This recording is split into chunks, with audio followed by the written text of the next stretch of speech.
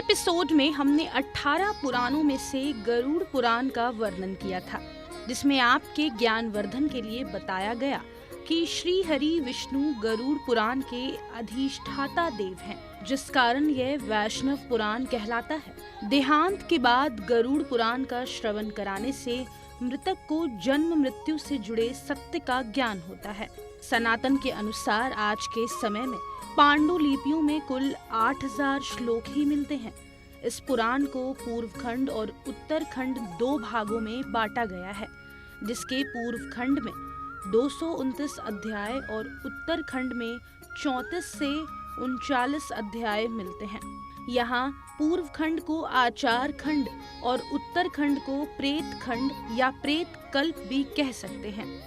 यहाँ 18 पुराणों का वृतांत एक एक करके आपको विस्तार से श्रवण कराया गया, जिसमें उनके बनने का कारण और विचित्र किंवदंतियों के बारे में अवगत करवाया, जिसका प्राचीन साहित्य, संस्कृति और सनातन धर्म और सभ्यता के धार्मिक खजाने में विशेष महत्व है।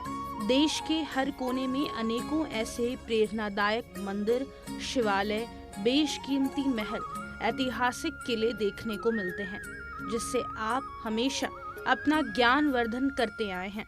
लेकिन आज मैं आपको ब्रह्मांड पुराण के बारे में बताने जा रही हूँ, जिसे शायद ही कभी आपने श्रवण किया होगा। सनातन धर्म के सभी महापुराणों में ब्रह्मांड पुराण को अत्यंत ही महत्वपूर्ण माना गया है, जबकि यह अंतिम पुराण है। इसमें ब्रह्मांड का पूर्ण रूपेण वर्णन प्राप्त होने से इसे ये नाम दिया गया है। विज्ञान में भी इसे विशेष महत्व दिया गया है। विद्वान ब्रह्मांड पुराण को वेदों के समान मानते हैं। यह छंदों की दृष्टि से उच्च कोटि का पुराण है।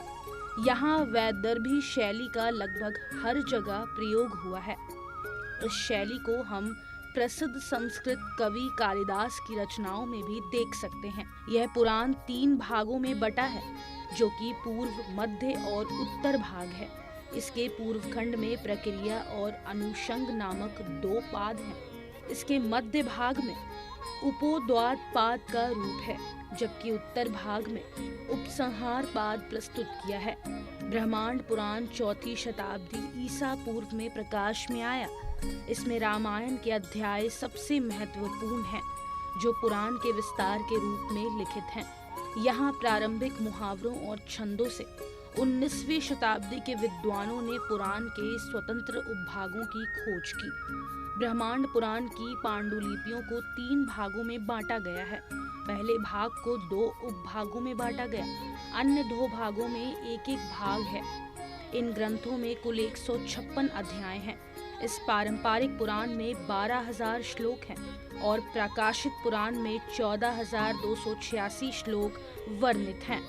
इस पुराण के पूर्व खंड में मुख्य रूप से नैमिष्य वन में किए गए आख्यानों का वर्णन है, जो कि हिरण्यगर्भ, प्रादुर्भाव, देव ऋषि की सृष्टि, कल्प, मनवंतर और कृत युगादि के परिणाम, रुद्र सर्ग, अग्नि सर्ग, दक्ष व शंकर का आपस में विवाद, आरोप प्रत्यारोप और श्राप, प्रियव्रत वंश, भुवन कोश, गंगावतरण और खगोल वर्णन में सूर्य और ग्रहों, नक्षत्रों, तारों और आकाशीय पिंडों की विवेचना विस्तार से की गई है।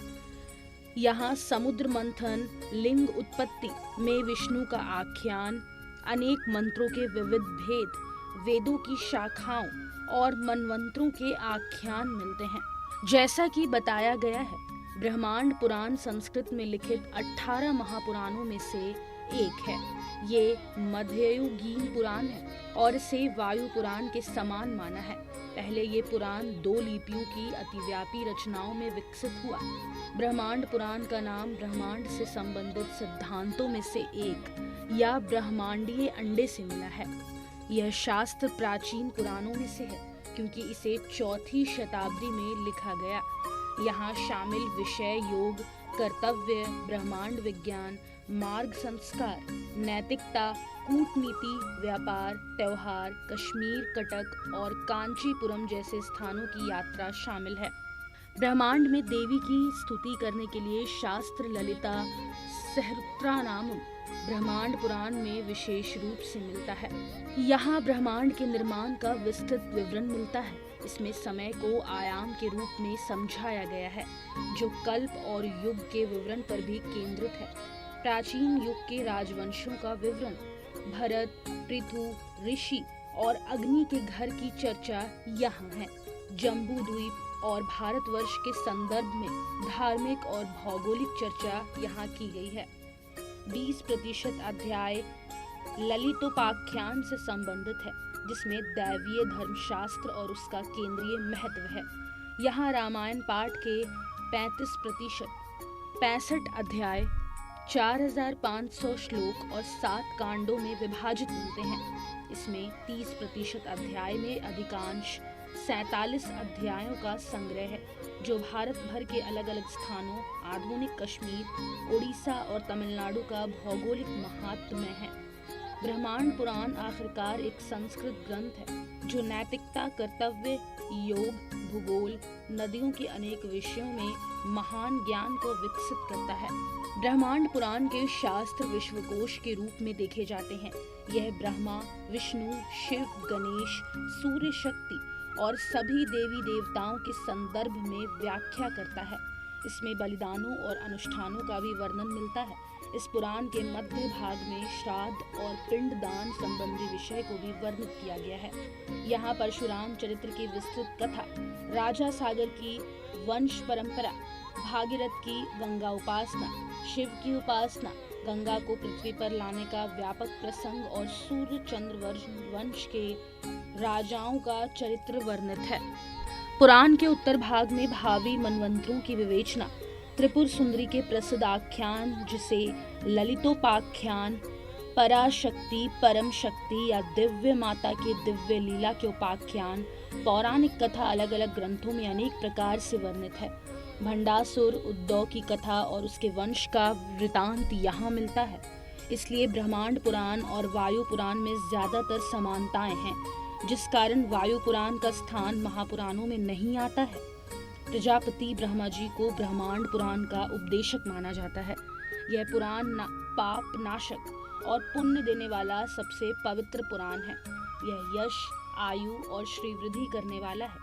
यहाँ धर्म, सदाचार, नीति, पूजा, उपासना और ज्ञान विज्ञान की पूर्ण जानकारियाँ मिलती हैं। इस पुराण के अध्ययन से प्रारंभ में पता चलता है कि कोई भी गुरु श्रेष्ठ ज्ञान को पहले सबसे योग्य शिष्य को ही देता है। उसी प्रकार ब्रह्मा जी ने ये तत्व ज्ञान सबसे पहले वशिष्ठ को और वशिष्ठ ने अपने पौत्र पराशर को, इसके बाद पराशर ने जातुकर्ण्य ऋषि को, जातुकर्ण्य ने द्वैपायन को और द्वैपायन ऋषि ने यह ज्ञान अपने 5 शिष्यों जैमिनी, सुमंतु, वैशंपायन, पेलव और लोमहर्षण को दिया। जबकि लोमहर्षण सूत जी ने नैमिषारण्य में एकत्रित ऋषियों को इसकी कथा सुनाई, जिसमें पुराणों के अलग अलग 5 लक्षण ब्रह्मांड पुराण में उपलब्ध है। कहा गया है कि पुराण के प्रतिपाद्य विषय को प्राचीन भारतीय ऋषि जावा द्वीप, जिसे वर्तमान में इंडोनेशिया कहा जाता है, वहां तक लेकर गए, जहां पुराणों का अनुवाद वहां की प्राचीन कवि भाषा में किया गया, जो आज भी उपलब्ध है। ब्रह्मांड पुराण में भारतवर्ष की भूमि को पुराणकार कर्मभूमि कहकर संबोधित करते हैं। कर्मभूमि भागीरथी गंगा के उद्गम स्थल, जो गढ़वाल में हिमालय के गौमुख नामक स्थान पर गंगोत्री हिमनद या ग्लेशियर से निकलती है, जिस स्थल की ऊंचाई 3140 मीटर है, जो कन्याकुमारी तक फैली है, जिसे 9000 योजन माना जाता है, जिसके पूर्व में किरात जाति और पश्चिम में मलेच्छ यवनों का वास है, और इसके मध्य भाग में चारों वर्णों के लोग रहते हैं। इसमें 7 पर्वत और गंगा, सिंधु, सरस्वती, नर्मदा, कावेरी, गोदावरी जैसी सैकड़ों पावन नदियां आती हैं। यह देश कुरु, शाल्व, पांचाल, कलिंग, मगध, कौशल, केरल, सौराष्ट्र जैसे अनेक जनपदों में विभाजित है। आर्य लोग इसे ऋषि भूमि मानते हैं। इस पुराण में काल गणना और चारों युगों का वर्णन किया गया है, जिसमें परशुराम अवतार की कथा और राजवंशों का वर्णन अत्यंत ही रोचक ढंग से किया गया है। इसमें राजाओं के गुण अवगुण निष्पक्ष रूप से बताए गए हैं। राजा उत्तानपाद के पुत्र ध्रुव भक्त के चरित्र का दृढ़ संकल्प और घोर संघर्ष से सफल होने का दिग्दर्शन कराता है। गंगावतरण की कथा मेहनत और विजय की अनुपम गाथा है। इसमें कश्यप, पुलस्त्य, अत्रि, पराशर ऋषियों का प्रसंग रोचक ढंग से वर्णित है। ऋषि विश्वामित्र और वशिष्ठ के उपाख्यान काफी रोचक और शिक्षाप्रद हैं। ब्रह्मांड पुराण में चोरी जैसे कर्म को महापाप बताया गया है। यहाँ देवताओं और ब्राह्मणों की धन संपत्ति, रत्नाभूषणों की चोरी करने वाले व्यक्ति को तत्काल मार डालने के लिए कहा गया। इस तरह की सनातन सांस्कृतिक और धार्मिक विशेषता भरी गाथाओं को आप आने वाली कड़ियों में भी जरूर देखते रहें और हमारे चैनल को सब्सक्राइब करके अपना सनातन और धार्मिक ज्ञान वर्धन करते रहें। और अब वक्त है आपसे विदा लेने का। आज का विषय पूर्ण होता है। आगे की अनसुनी गाथा का विस्तार से रसपान करने के लिए आप कीजिए प्रतीक्षा हमारे अगले एपिसोड की और सनातन के संकल्प को निभाने के लिए देखते रहें आपका अपना चैनल एन दर्शन।